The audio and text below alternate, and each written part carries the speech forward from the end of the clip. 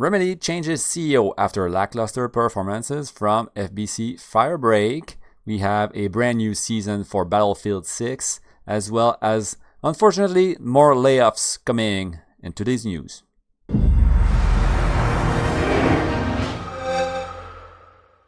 So there's quite a lot to talk about today, so we're going to jump right into it to keep this short and sweet as usual. So to start off, we're going to go on with brand new season for Battlefield 6. So they've announced that they're going to have a brand new map along with the brand new mode of play. There's going to be new weapons and new, bunch of cool new stuff. This game has been having a resurgence. It's been doing really well, actually, for the Battlefield franchise, with over 7 million sold in the first few days. And this is coming to your Xboxes and PCs and everything else in the gaming landscape on October 28th.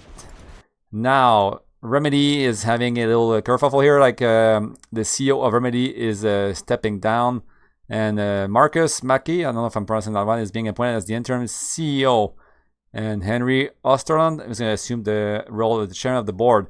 So this is just after the FBC Firebreak, I guess, failure. The game was included in both PSN Plus as well as Xbox Gamepass on day one, and it hasn't been able to reach an audience. Very few people have bought the game, and Remedy is losing a bunch of money, so this could be related. Our good friend Matt Piscatella has released the numbers for the month of September 2025, and it seems spending are up on hardware. However, both Xbox and PS5 are down double digits, so Switch 2 is really the one that's holding the market together in terms of hardware sales for the time being.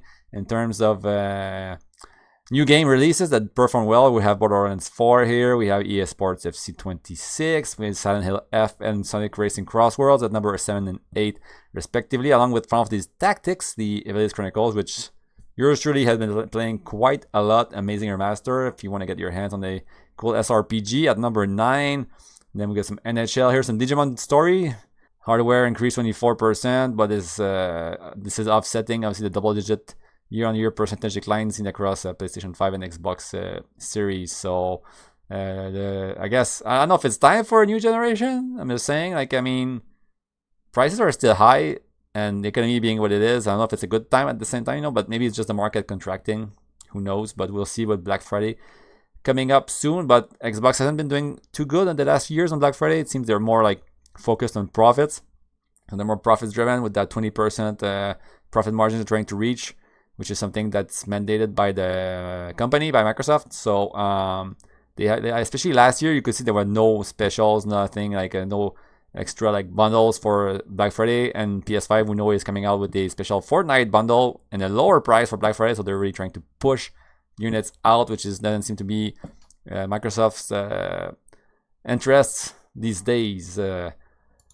Next, we're talking about unfortunate news of Massive Entertainment, which seems to be they rewarded this thing to say as their ongoing evolution, long-term plan. They're rallying their teams, but they're giving several packages for people who are willing to move on to something else. But they say will not affect the current development of their, I guess, the panoply of Division games. We have Division 2, Division 2 Survivors, Division Resurgence, and Division 3.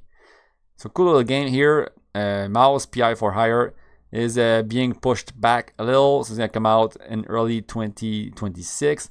This is the game that's all black and white. It looks like those old school cartoons. So yeah, it's pushed back a little bit to make sure it's all polished and good to go for us next year. Now, if you're a fan of Monster Train here from Gematsu, there's been an update, right? Echoes from the Void, which adds a bunch of new stuff. So if you're a fan of this game, check it out on November 5th is when you get to get all of that new cool stuff in the game. Wario64 on his Twitter posted information from the Tales series. I think there was a stream or from Famitsu, I think we're seeing here. Yeah, from Famitsu.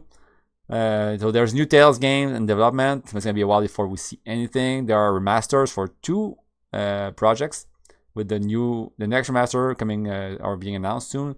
Xillia 2, so Tales of Xillia 2 remaster is still in development, and over 70% sales of the series are overseas, so not from Japan. So I guess they're doing good in the West with the Tales of a series.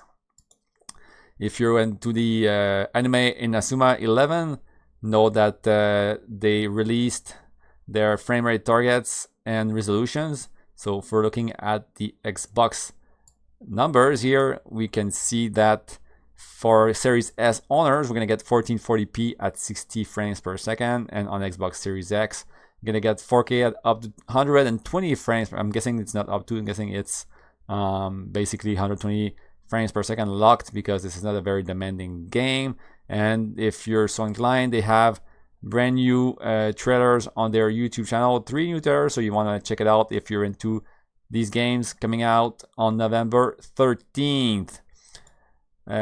From Tech for Gamers, a scoop here: Splinter Cell Remake is in trouble, or appears to be in trouble, as they have begun hiring a new director. So it seems that whoever was in charge there has left, and there's now a new job posting looking for a new game director at Ubisoft Toronto. So that not looking good. They would never know, you know. Some projects do change director, right? We've seen it like time and time again. Like even like a very famous one is Final Fantasy 12, with the original director going on a burnout and then changing completely. So I mean, doesn't mean the game will stop development or get cancelled, but just know that it's a bit of a turmoil right now. But I mean, it's kind of like the thing with Ubisoft, right? It's always, it seems like, having issues with their stuff. So hopefully they get a grip, you know, fix their internal struggles, and keep on delivering the good games.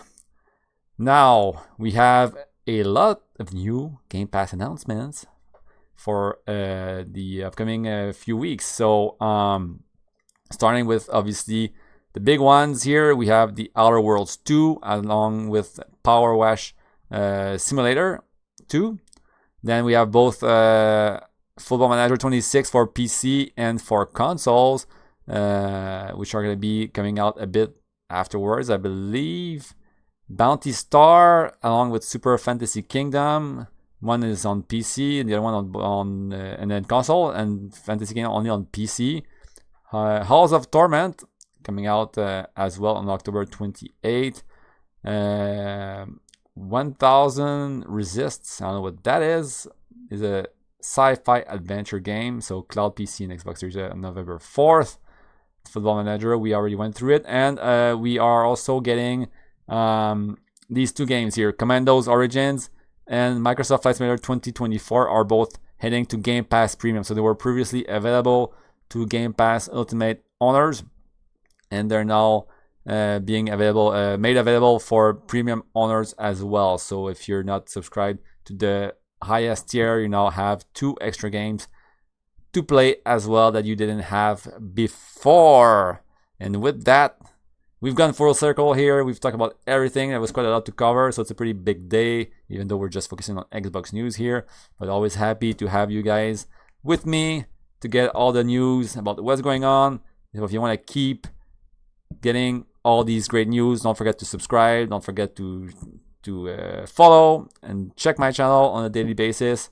That way you get all of the dirty stuff in one place. You don't have to go around and visit all these websites. I just deliver it to you in one go like this. Makes your day much more easier. You just put it on the side, listen to it, you know, get all that info, and you know everything that's going on with Xbox on the daily. And with that, I will be out and catch you guys tomorrow. All right, thanks. Take care.